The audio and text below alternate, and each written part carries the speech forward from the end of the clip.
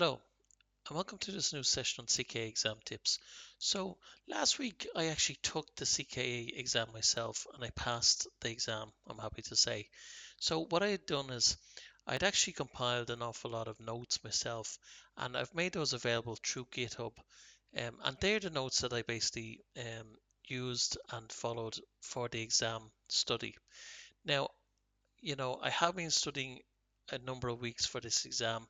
I put in an awful lot of work.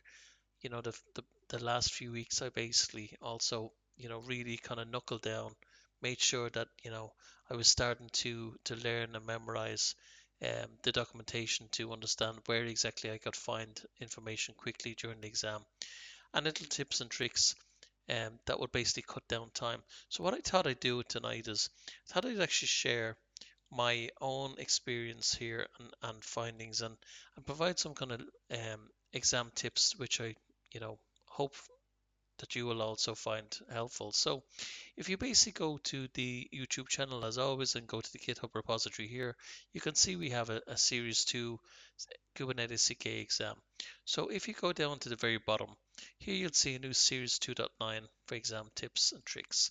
So I'm going to continue to kind of update this as I kind of think of things along the way. But really the ones I wanted to kind of start with was, the really the simple ones that people probably lose a lot of points on. So the first thing is when you actually get into the exam environment, make sure that you use the correct context. So when the exam question basically says, use this context, make sure you copy the context and paste it into your terminal. Um, with regarding to the actual copy and paste, it's not like a normal copy and paste on your Windows or Mac. You have to use Control Shift V. Make sure you check the documentation about how to copy and paste in the secure browser because copy and paste, if you can't copy and paste and you have to go up to file, edit, paste, copy, it will actually take an awful lot longer. So just make sure that it is a secure browser, um, and the copy and paste may be different. The third tip I have actually here is, obviously as people kind of mention an awful lot of times, make sure you use the aliases, and this does kind of help you an awful lot. Try to read through the actual notes themselves, um, but try to make sure that you actually do get the aliases um, really kind of well defined earlier on. So once you're kind of in the exam experience, alias K kubectl, that's a kind of given that you should actually have that because you do and you will use it actually so much. But this next kind of example tip is where I started to memorize these type of things like, how to actually create a dry run. Now you can actually sort of see this if you go and you're looking for a dry run. You can actually sort of see this as part of the cheat sheet that's available in the Kubernetes documentation. So you will actually find it there if you can't remember this command. But I kind of memorized this command, and I first thing I actually did was when I got into the exam is I typed this one out, just make sure that this was working because this also kind of saved me a lot of time. The next exam tip was try and use the dash H. If you can stay away from the Kubernetes documentation because it has so much information and you can just actually use the helper, it does definitely cut down your actual time itself during the exam. The next thing is, try to use things like K run to create pods and K create deployment to create a deployment. Little things like that will actually help you um, quite a number of times during the exam as well. So, creating a pod and creating deployments, know the difference between those two and try to memorize those two. And obviously, they're referring back the K's back to your alias here. But try and get them in sync. So, kind of a few days before the exam, try to start memorizing those. Um, this was also kind of one that I kind of use as well, where I sort of said how to create like a busy box pod for testing something else. So basically, if you're testing a network policy or labels or anything like that, have this type of thing here where you can sort of say, you can actually create an actual busy box pod. That that's something that can kind of help you as well. But also how to actually execute back into it, to verify and test, um, some IPs or some DNS names or something like that that you may come up against. So the next one is really kind of how to create like shortcuts from um, within the pods themselves. So um, try to cut down the actual creating of the pod. So this would basically create your basic pod, but then what do these options here provide, right? So we know that this is interactive mode as we sort of seen before, and how that once you actually have the dash dash, any command after this is going to get executed. So try to kind of break up the pods of kind of few days before that. You basically sort of say, okay, this will create me a basic pod, this will create me a pod with interactive mode. you know this one will just never allow me to um this will allow me to kind of echo hello world out. Um so kind of simple kind of things like that. I didn't learn all of the actual documentation because it's impossible to do that, but simple things that you can kind of help yourself and save some time on. How to force delete a pod. um this one was kind of one that I've sort of seen before, um but I don't see it mentioned an awful lot, by an awful lot of people.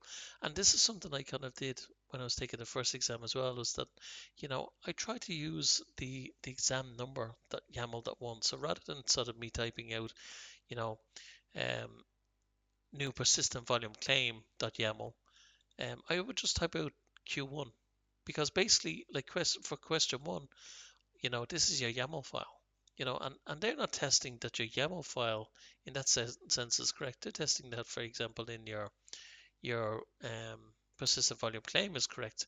So the name of the file doesn't really, kind of matter too much. So try and do this as much as possible, because one, it's a good way to organize your files, but two, it's a good way to kind of check back, when you've basically in the exam experience, and you sort of say, okay, I had skipped question 15 because it wasn't working. So then well, here's question 15 that YAML. I can go straight back to that. Um, Try to look for your pods, using some identifier. I always try to kind of do that if possible, because you could basically have multiple pods. But this also kind of comes back where there was once or twice I kind of seen that kind of pods had multiple labels and multiple ways to actually find the pods. So make sure that you kind of do that as well. Um, it's a Linux environment. It's a Ubuntu environment.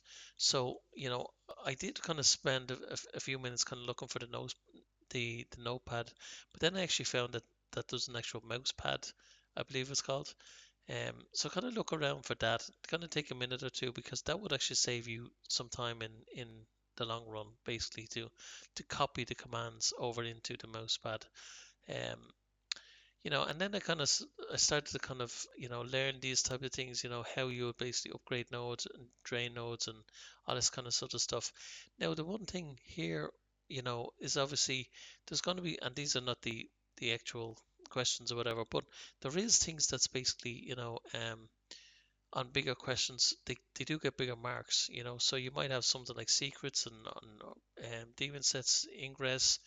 um, what we can do here is we can also sort of say, you might have, volumes, could be another big one. um, Persistent volume claim, PVC.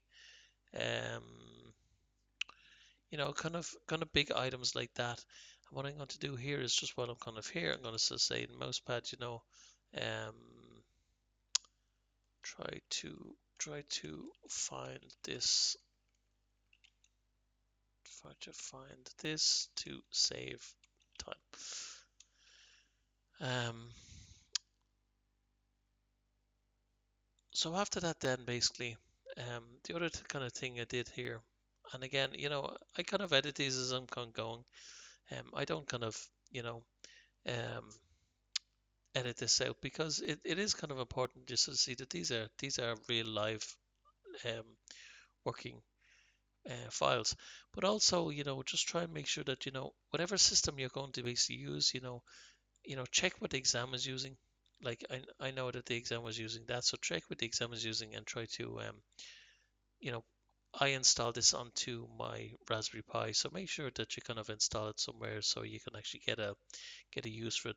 But kind of going back and staying on to kind of your 1 to 20, make sure that you know how to stop and start services. That's kind of technically important as well. Um, this is going to be about learning the volume mounts and volumes here. That's always critical because you could probably guarantee that something's going to come up that you're going to need a volume and a volume mount. So make sure you kind of learn that kind of really well. Um, the other thing is always make sure that you can always learn labels, because as we kind of know, like, I mean, Kubernetes is based on labels, and it's just everywhere. And even if you're creating a pod and you just give it a label, I mean, it's your own label. So really kind of try and learn about labels and how they kind of interact with the pods, and practice. I used to practice with my Raspberry Pi, where I'd create labels, I'd remove labels, I'd add new labels, and then I'd search for those pods, and you could have 100 pods, and you can specifically find those labels. um, this was something also that I kind of did. When you actually book the exam, um, you actually get a copy of killer.sh included. You know, um, so you kind of go into your look in the simulator. Says here it's available in the top right hand corner of the exam preparation checklist. So in the exam preparation checklist, um, when you're kind of close to taking the exam, maybe 2 to 3 days before you're close to taking the exam, um, try and look into your portal and click on the resume for your checklist, and the link to the simulator is in the right hand top corner of the exam preparation list. I would definitely try and do this. um, and everybody does recommend that you would take killer.sh. I have sort of seen where people have paid separately for killer, so try not to pay for it, because it is actually included in your exam nowadays. And the final kind of exam tip I then kind of had was try not to let the nerves beat you, right? Prepare for retake. So they sort of say that, if you're ever doing an interview, people sometimes can do really bad interviews but be really good in the job you know so whichever way you kind of do this, and whichever way is the best for you, try to not let the nerves take you. So if that basically means that you kind of convince yourself that you're going to take a retake, because remember, you do get one retake as part of the exam. So if you're going to prepare for the retake, and just to say, okay, this is going to be my practice round to sort of see how close I am. So I'm not going to be that nervous, and kind of going into the exam. Maybe, if that kind of strategy works for you. That's what I kind of did myself. I sort of said, I'm going to kind of use this as a practical exam to kind of understand where I am, in my study preparation. Um, but, whatever practice and whatever strategy you basically, need, make sure that, you don't over um, let the nerves kind of beat you either. So they're the exam tips that I actually had. So all I wanted to sort of say is thank you for following along with this series. I really hope you learned something from it. Um, and good luck in the exam. And remember, it is an exam. It's not life or death, but you know, study, practice, study, practice, study, practice, and you will get through it, as everybody um, as everybody at some stage will. So, okay, thank you. Goodbye.